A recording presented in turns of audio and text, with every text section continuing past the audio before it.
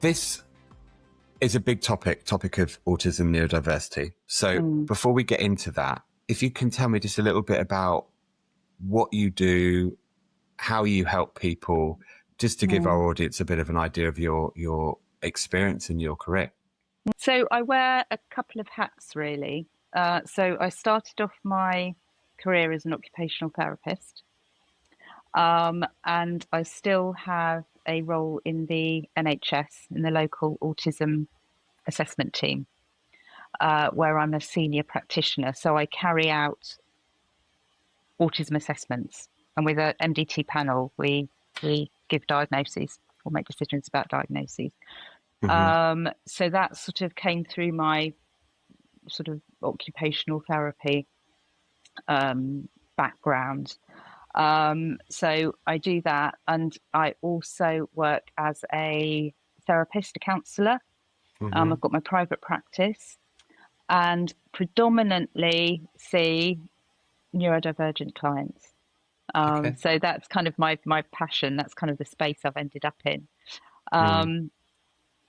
which I love. So it could be, mainly autistic clients who maybe have autistic family members, ADHD as well, and all the other kind of aspects of neurodiversity that comes along as well. I also do some private assessment work. I've got some clinical psychology colleagues, and together we do a few private assessments as well. Yeah. What I really love about my work is the post-diagnosis support. So in the NHS, we see people, we can say yes, no, you are, you aren't. But it's the then what? What do I do with this information that is so important? And I feel quite privileged to be able to work with people to work out the now what for them, which can mean so many different things to different people. I think it's also important to say that I don't have a diagnosis of neurodivergence. And I think that's really important because I'm coming at this from sort of learning from people who do. Yeah. Learning from people with lived experience. I'm sort of coming at it, with my kind of professional expertise, I suppose, seeing what I can offer to people. Wonderful. What is neurodivergence and what is autism? It may sound like quite a rudimentary question, but I'd really love to hear the way of describing it. Yeah, I mean, you say it's rudimentary, but it's always evolving. So I think it's a really good question. So in terms of neurodiversity, it's about how we all process the world around us in different ways, how our brains like to process information. So under the sort of umbrella of neurodivergence, we've got things like autism, ADHD, dyslexia, dyspraxia, dyscalculia. We also have, and this isn't an exhaustive list, but we also have things like giftedness. We have higher than average IQ. Right. So I think above about 135 IQ is considered a neurodivergence. Okay. So it's quite broad, and people are sort of sometimes putting in things like OCD and things like that. So it's a really kind of broad category, and autism sits within that. And in my experience, what I find is it's a bit like a sort of I describe it as a really messy Venn diagram. So if you have a diagnosis in one area, one neurodivergence, you might have experiences which kind of, not necessarily to meet a diagnostic criteria, but you might have experiences that sit with other areas as well. Right. So you might have, for example, a diagnosis of autism, but there's a really high sort of co-occurrence with ADHD. Okay. So about roughly 50%. It's sort of quite a broad bracket, but roughly 50%. So you might have a diagnosis of ADHD. You might have some ADHD type experiences, some overlap. Okay. And so is neurodivergence and everything that comes under that umbrella term, so all of the things you've just described and the fact that it's ever growing, are we to understand it as disability or difference or both? And I'm just interested to know your understanding of how are we meant to understand neurodivergence in that context? Yes, I take my lead from people who are autistic, ADHD, or DHD. Yeah. Where many of them say, actually, there are challenges. Sure. There are challenges. So yes, while we can say it's a difference, it's not necessarily a deficit. It's not a deficit, but it does sit within the diagnostic, manuals. So we can sort of frame it as a difference. We all have different ways of processing, but people can experience some real challenges. For example, if the environment isn't set up in the way that they need it to be. School is a great example. So if you have sort of an autistic child who, in their own environment, in their own bedroom, they might feel perfectly at ease, but you put them into a school environment and you've got the bright lights, you've got the noise, you've got the constant switching between different classes. You've got all the social aspects as well, trying to navigate all the social relationships. That can become very challenging and very tiring. And so that's when people might say, it is tricky. And in the workplace, similar sorts of challenges. So while it is a difference, it can also be really challenging. And I think personally, it's helpful, therefore, that it sits within, being protected by the Equality Act. Yeah. So it does sort of sit within the disability space as well. So people are protected and they do have rights for reasonable adjustments. Of course.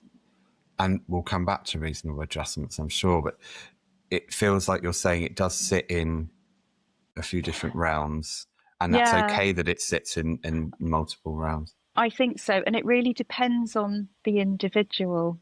My experience in certainly the assessment work, when people come along for an assessment, is that some people come along and say, do you know what, I'm just curious to know how my brain works. I think it's a bit different to how my family might operate or my friends, and I'm just curious. And they come away going, yeah, this is why I feel different. Other people find that it gives them answers as to why life has been so difficult, and therefore they can work out what they might need to change. So I think it's very, very individual. I think that's a really important point. So I've heard this saying once, and correct me if I'm saying it wrong, but if you've met one, I'll say neurodivergent person, you've met one neurodivergent person. Absolutely. And it might have actually come from you, Karen, that I heard that from originally. I can't claim that. I can't claim that. I might have repeated it. But would you say that? Would you say that's a good way of conceptualizing it? It is so true. We are seeing it as a spectrum, and I'm doing this because it's like a kind of people have described it as like a color spectrum. Everybody's experience is different in terms of their experiences of being autistic or ADHD or ADHD, but also what their life is like, the meaning that they assign to it. That will be different as well. We used to think about it as, I say the experts used to think about it as sort of a linear sort of diagnostic criteria, where at one end you'd have, severely autistic, and this end you'd have, high functioning. And that's where Asperger's used to sit, within high functioning. Right. That's no longer a diagnosis, Asperger's. Yeah. Why did that change? It changed the linear way of conceptualizing autism changed, because actually it became quite meaningless. You had people who were being told, well, you're high functioning, low support needs, quote unquote, who are going away saying, my life is falling apart, my marriage is falling apart, I've lost my job. Actually, I'm really finding life a struggle at the moment. So it became a little bit meaningless, and it's you can't be a little bit autistic or a lot autistic. It doesn't make sense. And so because Asperger's sort of sat within that bracket, that became sort of defunct. Also, within the autistic community, there was a lot of discomfort using the term Asperger's because of Hans Asperger and his background with the Nazis in World War II. That being said, a lot of people still like to use the term Aspie or Asperger. So they're kind of reclaiming it and saying, well, actually, this kind of does describe my experience of being autistic. And so it's sort of been taken back in a way. So it will still be out there. It's been reclaimed and it will still be out there. Autism is so broad and everybody's experiences are so different. I think for some people it's a really good descriptor of, this is how I experience my autism. And because it's so broad, I'm interested. I wonder whether or not that contributes to what's going on in society at the moment, where there's a lot of skepticism about the presenting surge in diagnoses around neurodivergence. Because it's so broad, do you think there's a correlation there between how broad it is, so it's almost as unique as an individual is themselves, so you can't define it for everyone, and they've said so that there are many more people now being diagnosed with neurodivergence? I guess I'm asking what might be contributing to the rise in diagnoses and so many people now identifying under that umbrella. Yeah, and we're certainly seeing that rise in my NHS service. It's just risen exponentially recently. The number of referrals, and they are appropriate referrals for assessment, autism assessment. I think it's something like a rise of 700% between, I think it's 2015 and 2020. I think those are the stats. It is a really, really sharp rise. And I think there's a number of factors which are contributing to that. So I think we're not, personally, I don't think we're overdiagnosing. Right. I don't. There have been some voices recently within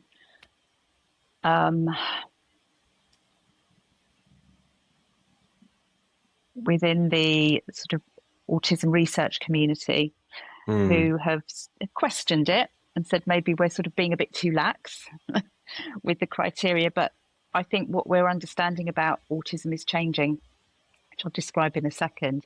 So I think we are getting it right. We're not overdiagnosing, but I think we're seeing more and more people come through because it's being talked about more. Right. It's being talked about more in the media. We're having people talking on documentaries about their experience of being autistic. We're seeing things like TikTok, Instagram, people talking about their experiences of being neurodivergent. And I think that's where people kind of go, gosh, that really resonates. Right. That really resonates. I am seeing myself. I watch this, I see people come in for assessment and they say, I watched this documentary and that was me. And what we're seeing is a real rise in females coming in for assessment. where they're seeing themselves being represented and going, my goodness, that's what I've been experiencing all my life and I had no idea. This is what it could be. So they're coming along. What we're understanding about autism, I think, is changing, which allows us to recognise autistic thinking in people who would have normally been missed. Okay.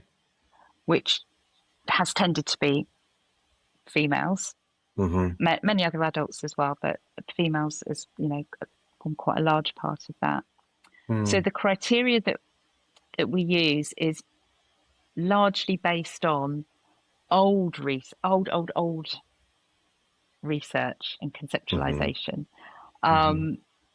which tended to be around, you know, boys, where you'd see the external presentation of autism. So it might be sort of, you know, restricted interests. Are they unusual interests? Right.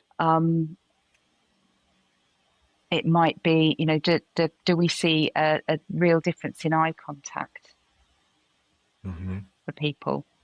And these are kind of things that need to be measurable, so we can all sort of use the same criteria. But what we're understanding about females is that there's a high degree of masking. Right. So actually, you know, that can include making eye contact. As uncomfortable as it is, they might still make eye contact. So we get behind that. What's it like for you? What's it like for you in social situations? How does it feel? What's going on in the back office, as I call it? You know, all the work that you're needing to do. Yeah. Do you script encounters? Do you rehearse things? Do you rehash social situations to sort of get it right? So we sort of go beneath the surface and see a process that's going on that isn't so observable. Right. And so less I think, so in females because of the gender bias and what society expects of them. Yes, I think so. Yes, I think largely like gender roles or something. Yeah, people talk about, you know, the playground when picking up children is a big one that people talk about. You know, when I'm in the playground, I'm expected to converse with a large group of people. And I want to, but I find it really difficult. I find it really exhausting. But it looks as if they're managing very well. Okay. You know, they might sort of have that presentation, but that's sort of the mask. That's the mask. But actually what's going on is a lot of sort of trying to work out what all the facial expressions might mean, the nuances of conversations. Yeah. And that Small can be talk. really, really exhausting. That can be exhausting. So once you talk to somebody and say, tell me what it's like for you when you're in these situations, that's when we're starting to see what their mind is trying to do in terms of processing the information. And we can link that to what we're now understanding about autistic thinking, which is about well, there's two theories. There's monotropism and there's sort of bottom-up thinking. Okay, say more. Okay, so monotropic thinking is about, if we imagine we've all got sort of a finite capacity for our attention. So we might give our attention to lots of different things at the same time. We might be able to switch between lots of things, and that's called polytropic thinking. Okay. So we might be able to pay attention to, for example, for me, I'm paying attention to maybe momentarily a siren going on outside, but I'm able to switch back. I might be able to go, right, I want a drink of my coffee. I'll switch to that. I'm also listening to you. I'm also thinking about what you said. Yeah, makes sense. I can kind of taking all of this, I can switch, I can tune in and out with relative ease. Mm-hmm. For the monotropic thinker, Right. it's quite different.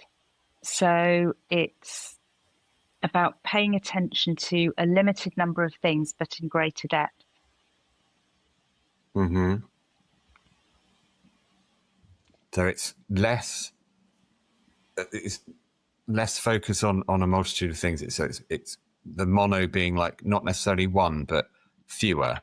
Do you mean? Absolutely. Yeah, fewer. But with more intensity. With more intensity. Okay. And that plays out then in so many ways for them functioning in the world day to day. If you are a monotropic. If you're a monotropic thinker or processor, that explains what, like hyper-focusing or it does. Like special interests or it does difficulty following, being overstimulated. Am I getting that right? Absolutely, yes. Okay. So it explains quite a number of things. And interestingly, the theory was developed by, I think it was 3 autistic people who were saying, well, this is the way our minds like to work. This is the difference, if you like. This is the way our minds like to work. So when we're talking about autism in terms of the criteria, there are different aspects to the criteria. There's social interaction and communication. There are called restrictive and repetitive. I don't like those words, but that's what's in the manual, quite very deficit based, but differences in the way that people like to sort of plan their day and engage in activities. Yeah. And there's also sensory processing. So how people take in sensory information from the world, the environment. So if we think about monotropism, if somebody's preference is to pay attention to a limited number of things, but in greater depth, what we find is that they describe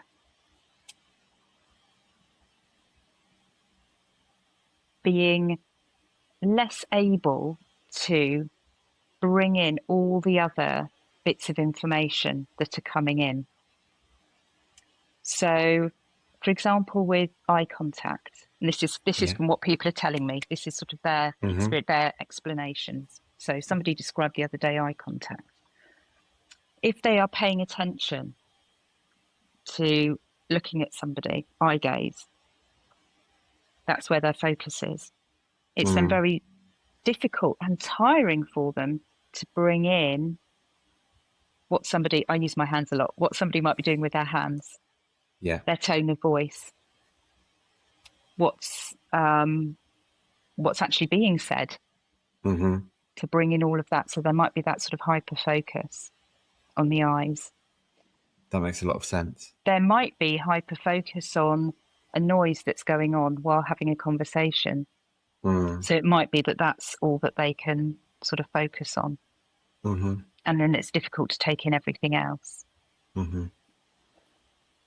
What can be really difficult is switching. So coming back from that hyper focus.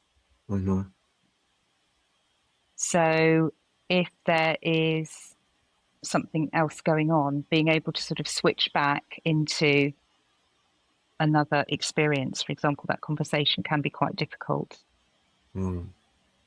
So it can explain a number of factors within social communication and interaction. It's being sort of able to focus on sort of certain things at a time rather than bring in lots and lots of different things to sort of create a bigger picture. And it can also explain people's, I call them passions. You know, the books say restricted interests, repetitive, but it can explain people's passions. So that real kind of deep dive into things that they love. So the monotropic thinker gets into what we call sort of beautiful flow state with activities. Sure. So this hyper focus is actually a really lovely place for them to be. People describe getting involved in an activity for hours, not realizing that they've missed lunch, or they need the loo, or they haven't got up from their chair for hours. So it's a real kind of joy that it gives them. And this hyper focus can involve wanting to know everything about that thing. So that's when we might sort of see people collecting data about things. It's actually, somebody going, I love this thing so much. You just want to know everything about it. I love it. I want to know all the things about this in greater depth. It's hard to switch out of that. And there's a preference for staying in that rather than paying attention to things which aren't necessarily meaningful. So monotropic thinkers love paying attention to things that are sort of meaningful and interesting. Sure. That makes a lot of sense. And so if we think about the way that occurs in their, in the mind, in the brain, that accounts for a lot of discomfort, I guess, in being in a neurotypical world, because there's so many expectations on someone to just be able to switch and change, so much social pressure just to be able to read cues and do the eye contact and facial expressions, and so much going on that we don't see that Absolutely changes how someone experiences being in the world. That I suppose that's where it comes in, where we say, not all differences are visible, and they've got so much, neurodivergent people have got so much more to contend with, or differences to contend with. Absolutely that. And I always say to people, it seems like everybody gets to the same place, but just in different ways. Different ways. And there's been lots of interest in the idea of bottom-up thinking, which kind of explains some of this as well. So you've got sort of the monotropic thinking, that preference for more singular, deep dive attention on things. And it takes effort to sort of switch away from that, to switch in and out from that. But autistic thinkers are also describing their thinking as being bottom up. So that means sort of building from the ground up, getting all of the detail, building up a picture, building up a logical picture of something, filling in the gaps to get to the thing, whatever that might be, an understanding, an outcome, an answer, whatever it might be. Right. As opposed to the top-down thinker, which involves kind of getting the gist of something. Seeing kind of I kind of get the picture, I get the idea. I'll work it out later. Right. I'll work that out later. I can kind of get the idea of talking to somebody. I get the idea of what's going on here. I can sort of take everything in, put it together and get the gist. Which for some people can happen quite quickly with relative ease, I suppose. Very quickly with yes. And in terms of quick interactions, that's happening. I get the gist of what you're asking, what you're saying, how things are. I'll run with that. Yeah. For the autistic thinker, it's a different process. They describe putting the sort of, it's almost like putting the components together. Yeah. Which is much more effortful. Blocks. It's much more effortful. Still probably get to the same place, arguably with greater accuracy in a lot of situations. But it's much more effortful and it can be slower. So a lot of my clients describe, they're sort of, they feel this lag. I'm still working it out, but everything has moved on. I'm still working out what I want to say in this conversation. Yeah. But they've moved on to topics. That makes a lot of sense. So they're doing that, working out that building from the bottom up, and yet other thinkers will be fast paced, change subjects a lot, do all of that processing very quickly, and be reacting to the social environment. And that might feel that a lot of autistic thinkers then for them might be like, well, I'm behind, or I'm finally got it, and then I can't contribute, and then because and that's the sad on. thing, and then I can't contribute. Yeah. And then I can't contribute. Then I sort of just observe, and I don't feel sort of part of what's going on. I'll sort of sit and listen, and that's really difficult for people. You know, everybody's got something to say, but typically the world is built for top-down thinkers. Things that, you know, as you said, things are very quick, very fast-paced. Again, if we sort of think about the school environment, so much how many transitions, so much expected of you. You know, think about this, think about this, think about this. Let new information being poured in all day, every day. And then, right, new subject, new information being poured in, right, change again, new information being poured in. And then in the breaks, you've got the social aspects to deal with as well. Yeah. Can we see any of neurodivergence in the brain, or are we not there yet with our understanding of how the brain functions? Is it, because you say about theory, is there anything that's actually evidenced in the brain, or, you know, observable is a better word, in the brain, where for neurodivergent folk, or is that not the case yet, to your understanding? I think that there are some people who have an interest in that. So certainly sort of brain differences, the sort of genetic explanations as well for autism. And there's I think it's pretty much accepted, the sort of the under-pruning theory. Right. Which usually happens sort of around, well, from about age 2, I think. So that under-pruning, we get rid of what we don't need. But for autistic people, that doesn't happen to that degree. Okay. So yeah, there's certainly interest in that. But I have listened to people where they've said, "Does it matter?" Autistic people are saying, "Does it matter? You know, why are we trying to find answers? You know, what is it, so we can better understand ourselves, or what's this for?" So I think there's a lot of, from what I'm hearing from people, there's quite a lot of debate out there. But I quite like the theory of sort of the, you know, the sort of the under pruning, because that does explain quite a lot. Yeah.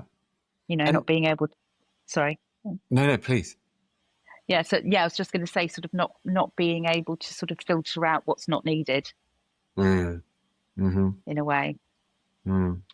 Neuroscience is ever developing, but what's that say about lived experience? You know, how will it help us, you know, for somebody that is neurodivergent, knowing what's going on in their brain, or having a way of describing what's going on in their brain? Does that have an impact on their day-to-day life?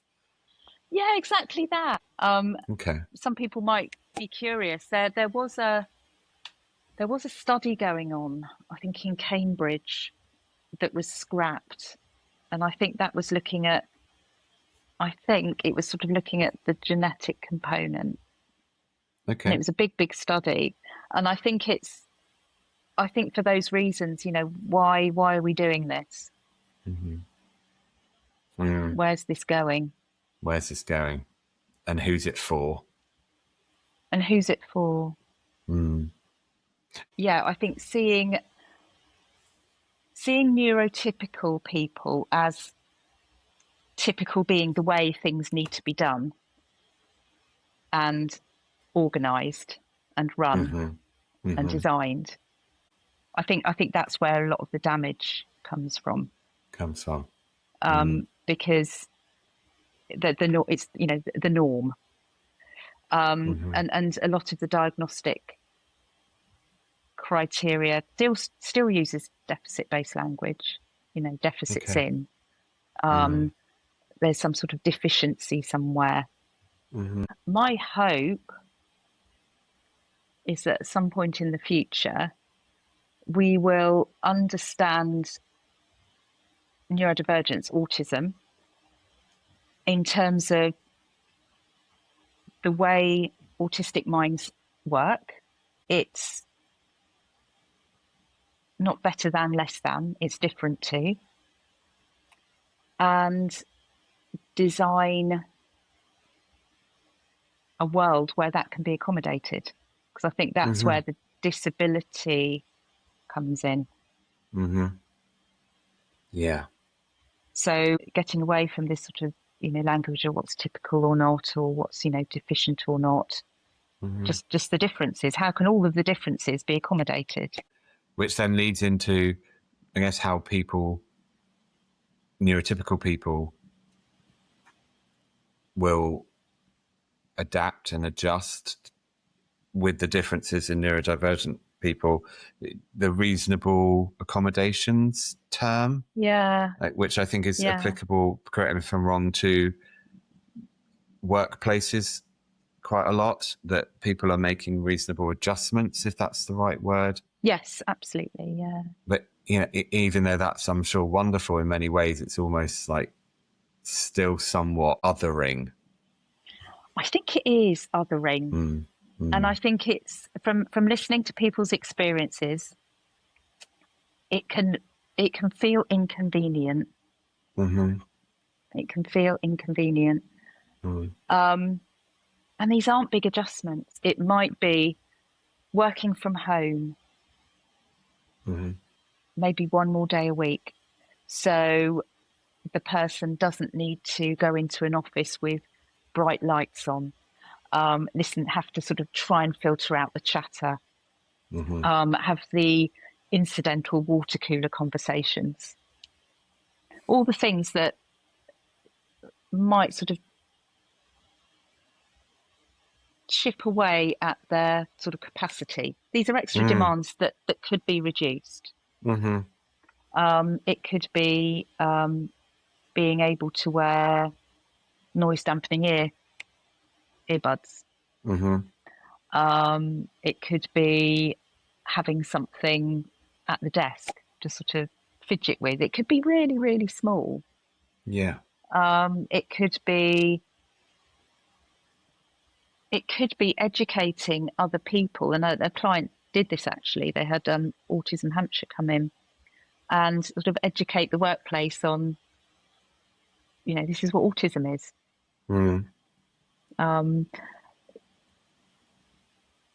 That was great actually, because people did adjust, and they adjusted how they interacted, what they expected of the person. So that they aren't normally big adjustments, but they can feel inconvenient. I'm thinking of somebody that I know who entered the workplace and has autism and ADHD or DHD, and so much of what was expected of them was so difficult and so challenging.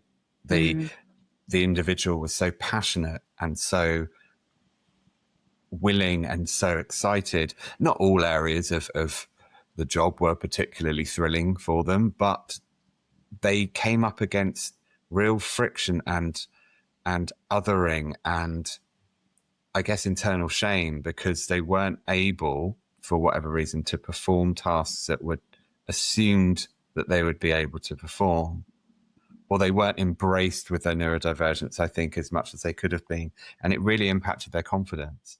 Yeah, like admin tasks, for example, they weren't they weren't given reasonable adjustments for admin, which for someone with ADHD, I'm sure is not necessarily that easy to do. But they were celebrated for their people skills and their energetic personality. But I felt sad because they weren't set up to thrive in that environment. And I'm sure that is the experience of many people under the neurodivergent umbrella. Yeah. Absolutely. Yeah. Mm. Yeah. Which is a shame, isn't it? Because I think people don't get as good a shot at being in the world and doing what they're passionate about as neurotypical people do. Totally. And I think the statistics are really horrifying. I think there's the most recent one was 85% of autistic adults are diagnosed autistic adults are not in employment. Wow. That's high. It's high, isn't it? Mm. It's really, really high. Mm-hmm. And from experience, people who come in for assessment, they say they've been through a lot of different jobs, or they've been in their dream job, but they just couldn't carry on with it. Mm-hmm. And they've become burnt out and they've left and not returned. Mm. And these little adjustments can be, I'm saying they're little, but they mean such a lot to people. Another one that I wanted to mention that can be so, so helpful is that for a lot of autistic people, because their sensory processing is such that they kind of everything's dialed up. Typically, they can sort of take everything in. The radio on in the background, the road noise, the ticking of a clock, buzzing of a radiator, and then somebody comes over and says, "Oh, can you just do blah blah blah blah blah," and then blah blah blah blah blah. For the autistic person, that's really hard for them to sort of capture, to sort of listen to what's being said to them, to process what's being said to them, and to then sort of take action on what's being said to them. It's not they don't understand what's being said, but it's more auditory information coming in. So what can help is just saying, if you've got something that you'd like me to do, can you write it down? Can you give it to me in an email? Can you give me some idea of when you need it by? Because I won't get the gist of it necessarily. I should probably want it by next week, or just tell me, give me the details so I can put it together and I'll know what I need to do. And another good one is giving people the space to sort of finish a task. So if you've got a monotropic thinker, to sort of finish a task, whatever it might be, a project, finish that, focus on that, because they'll do really well, I'm sure. It'll be a thorough job before transitioning on to the next thing. Right. So having too many things running in parallel that the polytropic thinker might be able to manage is overwhelming. So one or two things at a time before moving on to the next thing. Yeah, really important. And as you say, they're reasonable adjustments that seem quite small, but in many ways they're enormous. Enormous to the person. Yeah. Enormous.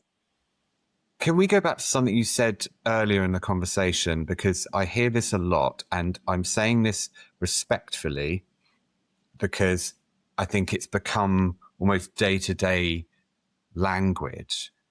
But when people say, "Oh, I'm a bit autistic," or "I think I'm a bit ADHD," or "I have those traits," can we do a bit of myth busting here from your experience? Is there any truth in that, or are they simply, albeit rather innocently, misinformed? I'd love to bust that. Yeah, bust that myth. So can we be a bit autistic or a bit ADHD? No. Okay. No, we can't. No. Okay. I think that can happen when we see experiences of the autistic person, the ADHD individual, and we go, "Oh, but I do that." Yeah. I do that bit. You know, their experiences aren't so out there that none of us will go, oh gosh, that's, you know, none of us ever experienced that. You know, when So they're human they're human experiences. experiences. Yeah. Where I'll use it my own example. When I carry out assessments, we get a developmental history. So I always ask people, what did you like to play with when you were little? And there's a preference for autistic children, a preference to towards more tangible play, working out how the physical world works. There won't be as much imaginative play, or, you know, there might be in terms of sort of, you know, playing with figures and things like that. But it tends towards an interest in the physical world. Okay. So Lego is that big stereotype. You know, how does this world go together? You know, let me sort of play with it and work it out. I can relate to their, you know, a lot of people's answers where they go, I didn't do any imaginary play. Give me two figures, and what am I supposed to do with them? And I can remember being like that. I can remember being given vividly a Tiny Tears doll when I was 4 years old in a crib, and looking at it and going, what on earth am I meant to do with that? What am I? What? How? What? Yeah. What's this about? And I much preferred, you know, more tangible play. And there are other things. You know, I love being in a flow state. That's how I recharge. Give me a weekend where I don't talk to anybody, and I can just concentrate on one thing and never get pulled out of it. That is how I recharge, and I love it. I can relate to snippets. Right. And it doesn't mean I'm but autistic. That's not the same as it's being not the same. Neurodivergent. It's not the same. Okay. It's when we sort of cluster enough experiences to go, yes, this forms a picture of autism. This forms a picture of ADHD. Yeah. You know, I can a much broader, inclusive, deep dive into someone's lived experience rather than just one specific trait. Absolutely. And I also wonder whether it comes, you know, from maybe a good place, but where people go, oh, don't worry, we're all a bit. Yeah. Oh, I'm a bit like that. You know, I'm a bit. Well, that's like empathy. Yeah. Maybe. I wonder. Yeah. But it really invalidates so the dark side is it. The struggles that people can experience. Yeah. You know, maybe somebody who's experienced autistic burnout, you know, we're not all a bit autistic because we don't all experience struggles to that extent. So it sounds like the key takeaway is that there are that autistic and neurodivergent experiences are, to some extent, all human experience, but it's not having one experience out of many does not then indicate a neurodivergence. It's more, or that's one isolated experience that you can empathize with, but it doesn't mean you're a bit autistic or a bit ADHD. Yes. Okay. Yeah, okay. Absolutely. Because I feel like I want to repeat that quite a bit. You know, like you said very beautifully, that actually it might come from a place of empathy, but we hear it so much. We do. And I'll probably stop biting on my tongue now. Because I hear it a lot. Oh, we're all a bit. Oh, I'm a bit. Yeah. And that's simply not the case. But you know, we're not. We're not all a bit diabetic. You know, we're not all a bit. Yeah. Yeah. That's a good point. It's a good point. Another thing I wanted to explore with you is, and this is, I'm sure, a very complicated area within this conversation, but the similarities between autism / neurodivergence and trauma. People can misunderstand or they can misinterpret what is a trauma versus someone with genuine neurodivergence. Is that true?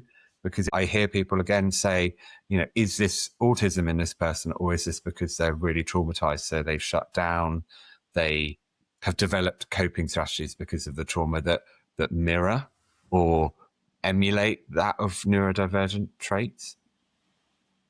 Is that a debate? Is that a thing going on in the community?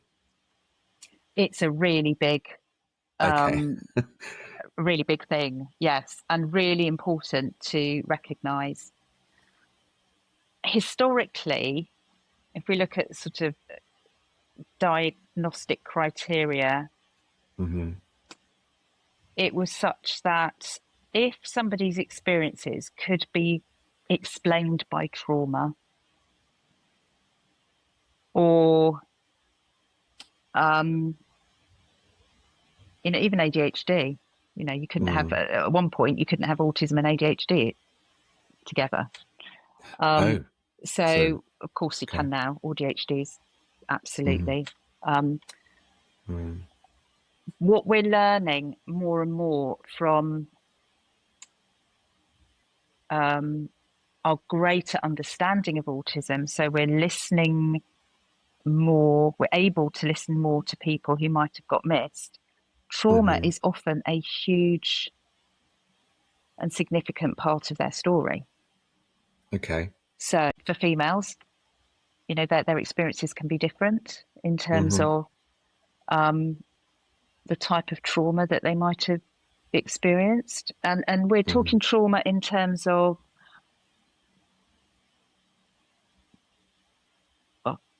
family trauma. That can happen, of course. Trauma at school, bullying, trauma in the workplace, trauma in terms of feeling other, feeling different and just not knowing why. Yeah. So what we're needing to do is see how both can occur together and how they do often occur together. That being said, we do need to still be careful that we are seeing autism as well as trauma. So the way that I approach it, and this is sort of a personal thing for me, is that when I hear somebody talk about their relationships with people, if they are talking about, I always use the word confusion. If there's confusion there, like I don't know what I'm meant to be doing here. If I see evidence of that bottom-up thinking, Right. what am I meant to be doing? What am I meant to be? What are the rules here? That's been sort of pervasive. That's always been there. If I'm seeing signs of that monotropic thinking, then that sort of directs me to, there's likely to be autism there as well. Right.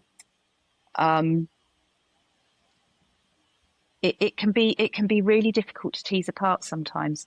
We have people come to us for an assessment who might have carried with them a diagnosis or kind of a working diagnosis of EUPD, so emotional unstable personality disorder, with a trauma background. And that's kind of been the best fit for somebody. And then they come for an assessment and we go, there's autism in there as well. And of course, we can have both. Sure. Of course. Well, trauma is not discriminatory in terms of whether you're neurodivergent or neurotypical. No, absolutely. And therefore, EUPD can absolutely come in alongside. Sometimes the EUPD diagnosis is revisited because what looks like EUPD might be a kind of an autistic overwhelm and kind of a shutdown. So the debate is still sometimes, is it trauma? or autism, it can look the same, relationally could look the same.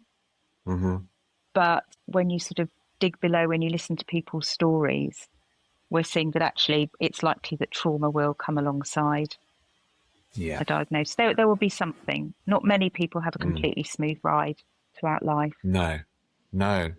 And one theme I'm picking up on throughout the conversation primarily is for us to really understand whether, for example, it's trauma or neurodivergence, you've got to talk at length to someone to understand their lived experience. Is that right? Yes.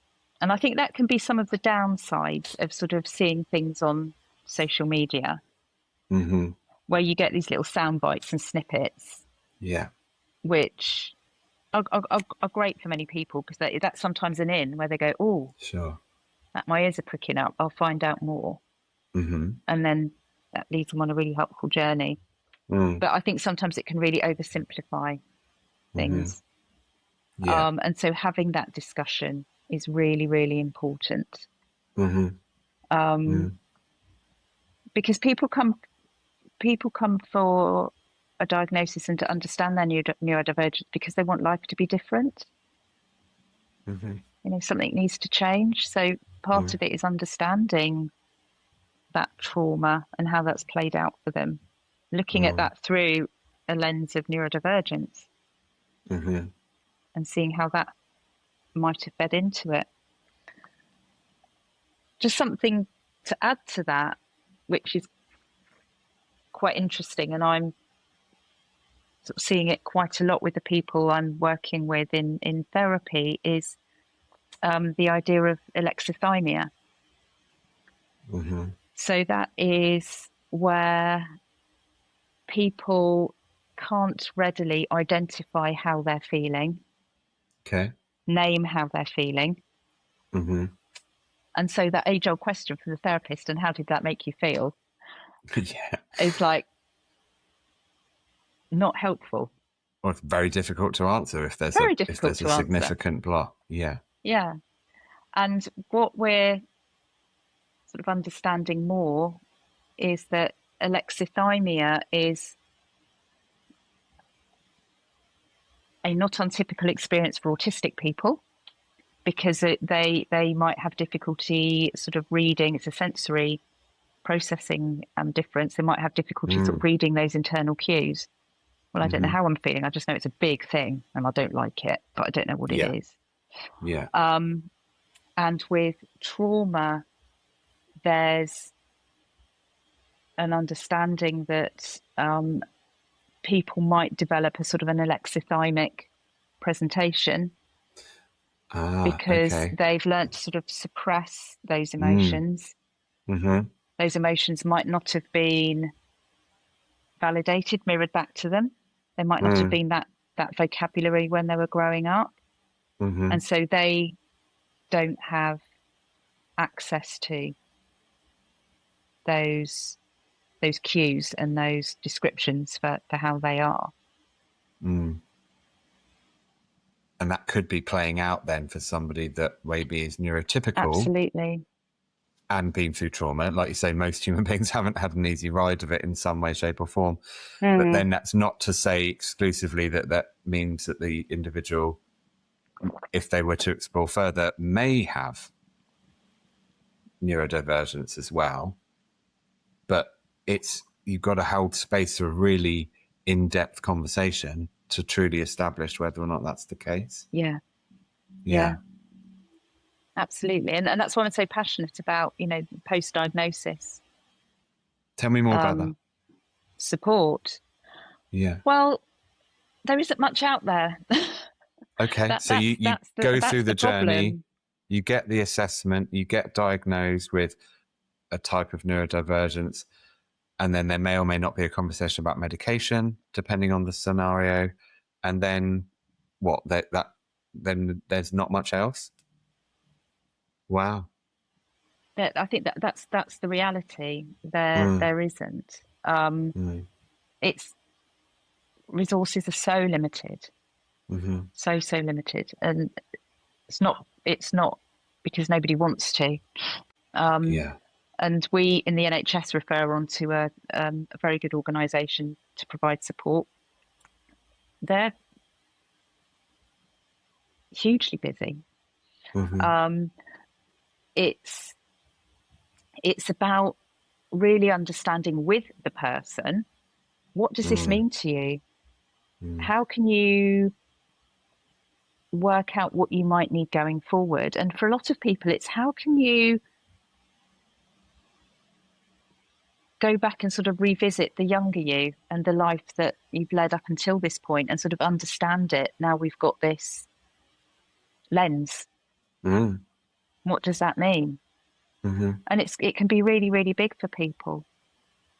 And that's not really available. And I think it's the same for, for ADHD. You get the yes or no. And many people are seeking medication because that is incredibly helpful for many people. But, that's becoming more problematic. I'm thankful that there's a lot of people with lived experiences writing about it and sharing their experiences. So I think that's a really good resource to go to. There's lots and lots of people writing about what's helped them. And there are some people that I always tune into and listen to,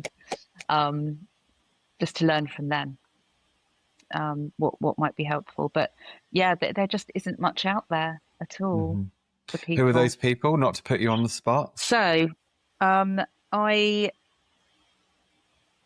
listen to Kieran Rose is a very interesting person to listen to. Pete Warmby is I think he's late diagnosed ADHD person.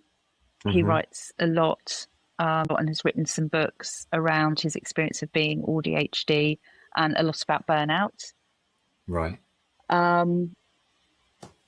Tanya Atkin writes a lot about monotropic thinking and the kind of the good and the bad with that. So she talks a lot about what she calls the monotropic split, when somebody is so in the zone, so focused and happy and in that kind of flow, but they're pulled away, so their attention is having to be split, and how painful that can be and how debilitating that can be when that keeps happening. Yeah. Which can be somebody's average day where this is happening all the time. And monotropic spiral, where this kind of this hyper focus can kind of get stuck and can become a bit circular. Right. Which sort of relates to perhaps sort of anxiety. Where there's I listen to her a lot. There's a lot of people out there. I'm missing loads. That's okay. But those there are many good, people. Good places to go to. I always go to people with lived experience to learn from. What you're saying is that people who are perhaps not getting as much post-diagnosis support as they can learn from others that are writing and speaking about their own experiences as a valuable way to continue their journey of understanding and self-exploration. Absolutely. Yeah. I think for so long... the services are struggling, but they can still find people. Yeah. That they're absolutely out there. Absolutely. Thankfully, because I think for so long, they haven't had those platforms and that voice.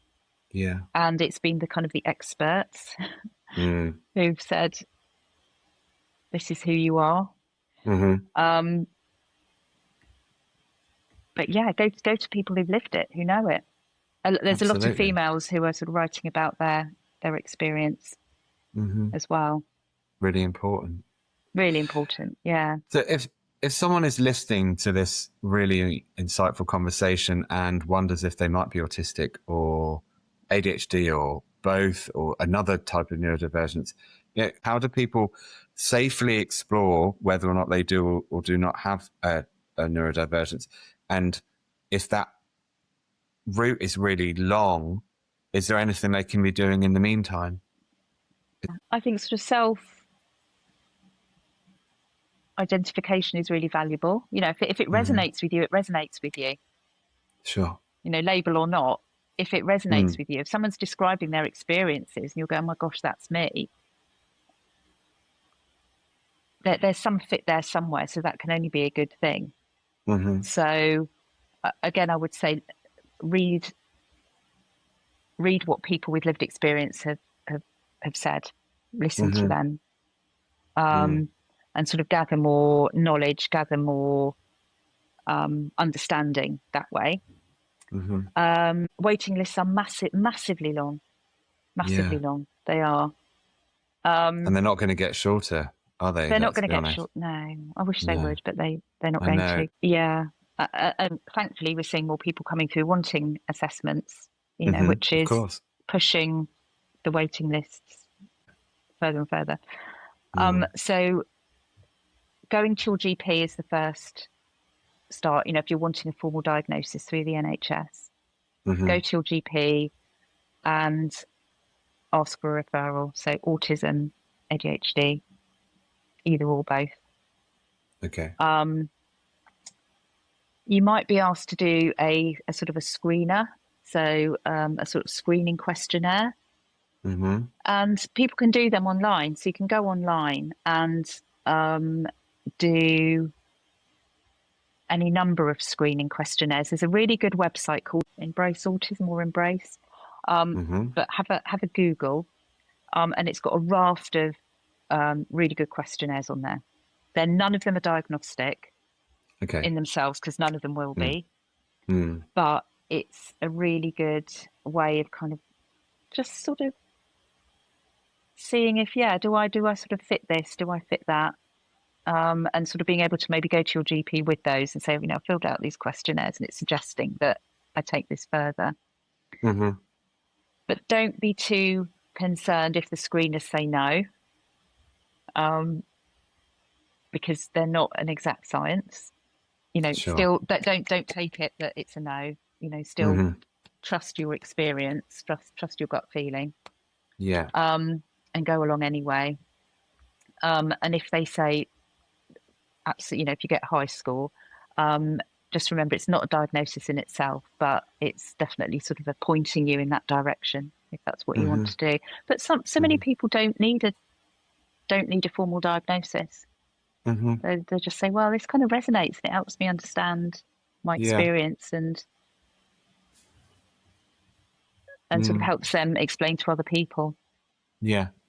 I think there's this dilemma, isn't there, that in some contexts people need diagnosis so that they can get reasonable adjustments, and some people in different contexts don't necessarily need those reasonable adjustments, but it helps them understand themselves and their relationships and their lives. So it's, obviously there's a place for both, I suppose. So I'm wondering if that places validity on people saying, I'm undiagnosed.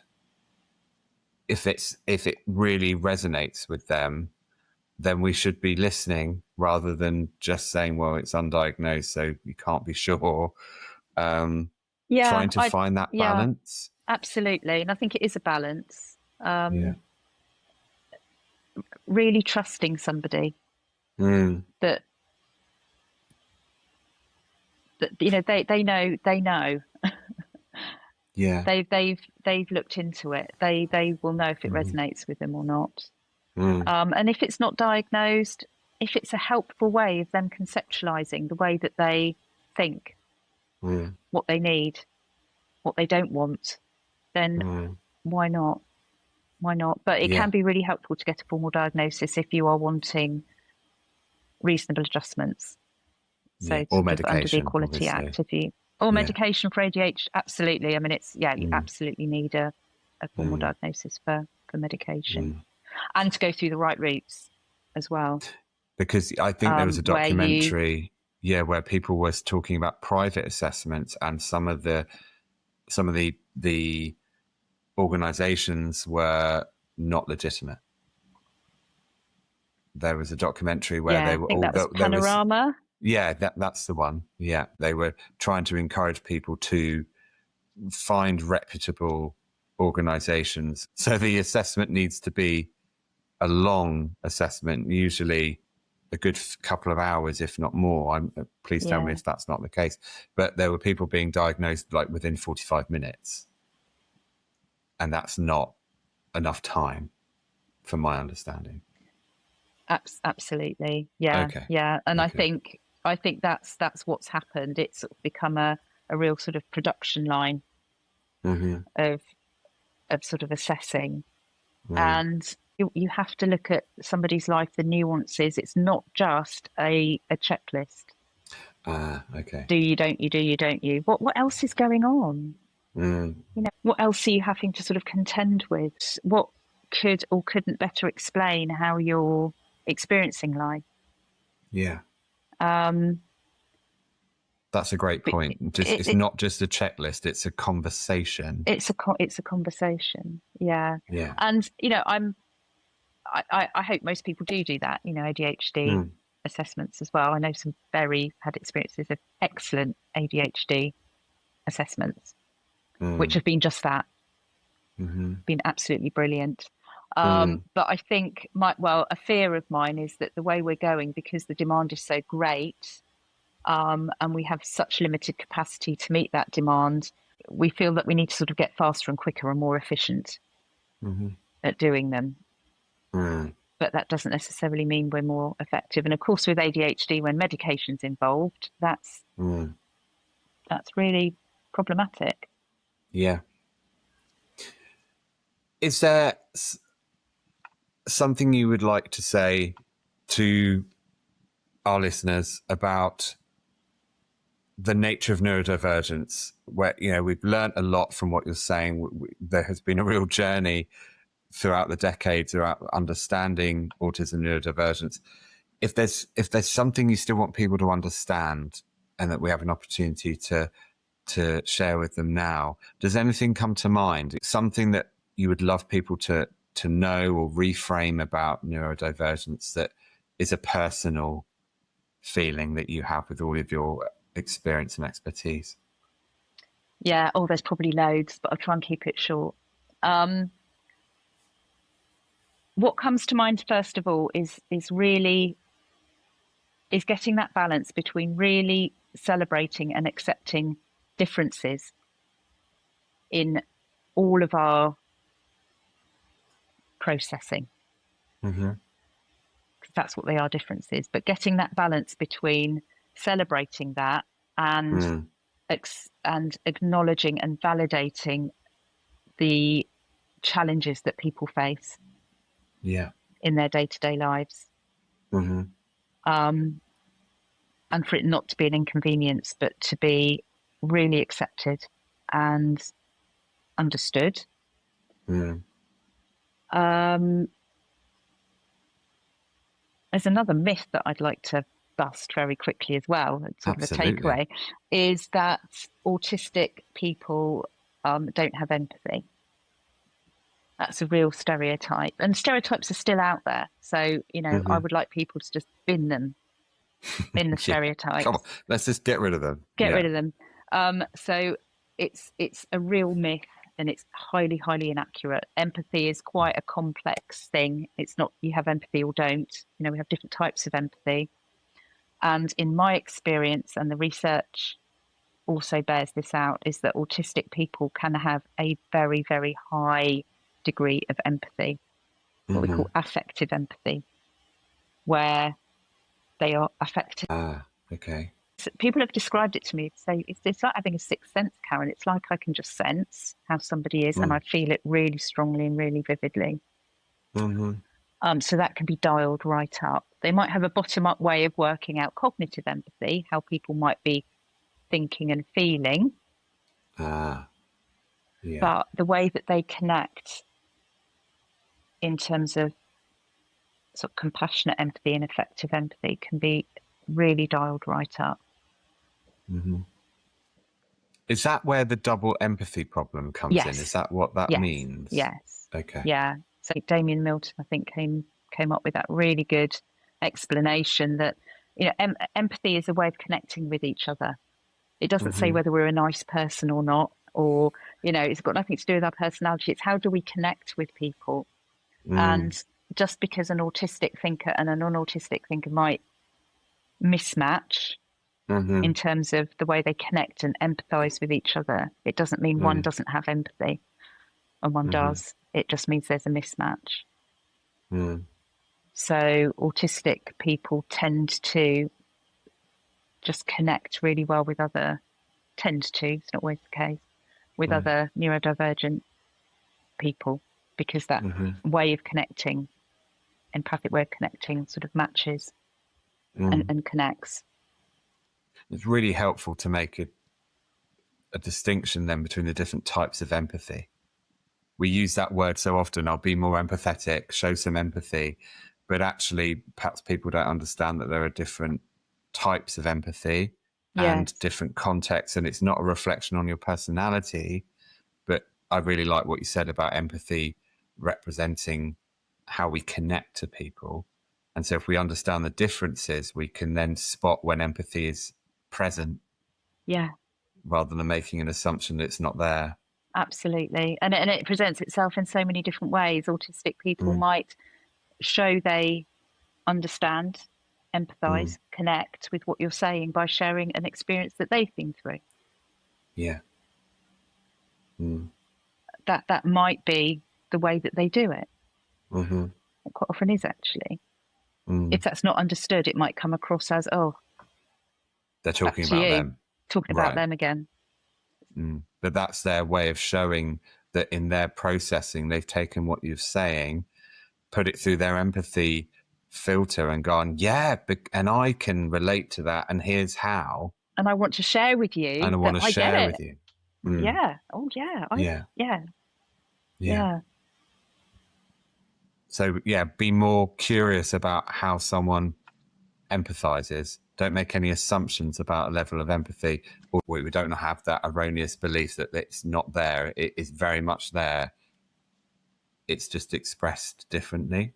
Yeah, absolutely. And I think don't make assumptions, full stop, really. Yeah. Like you said earlier. What a great philosophy in life. Just don't make assumptions. Just don't do really. It. Yeah, like you said earlier, you've met one person who's neurodivergent, you've met one. Ask them.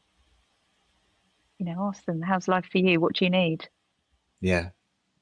I've learned to start asking, how are you experiencing this? Yeah. And then listen, because people want to share often, not all the time, obviously, but people want to share. If they're asked a question and you're willing to listen, they will tell you. Yes, absolutely. And then you're like, oh, I get it. I had no idea. I've connected the dots myself. I've made an assumption. But how have you got from A to B? It's so illuminating for us understanding each other. Absolutely. What's going on? What's your process doing? What is that? Yeah. Really illuminating. And I think in therapy, that's where we can often really not serve people particularly well, because we are making assumptions. How are you processing the world yourself? And we sort of have to work with that accordingly. There are so many areas that we could deep dive on in such a conversation like you and I are having now, and I think so many areas that are so worthy of a deep dive. And maybe I can ask you back at some point to talk about another aspect of this very important subject. But for now, if people want to get in touch with you because they want your support or they want more information, I mean, what's the best way people can do that? Yeah, no, I'd be very happy to connect with people if they'd like to. So my private practice is called Positive Perspectives Counselling, and I can be emailed at, I can put it written down here, contact@perspectivescounselling.co.uk. Okay, wonderful. And so I'd be happy to hear from people. I'll put the email in the show notes, and I'll put the people that you mentioned that are inspiring to you and that other people can be inspired by all of that information. Will be in the show notes as well. But I just want to thank you for sharing, your expertise, 20 plus years of working with neurodivergent people, your candidness, your compassion.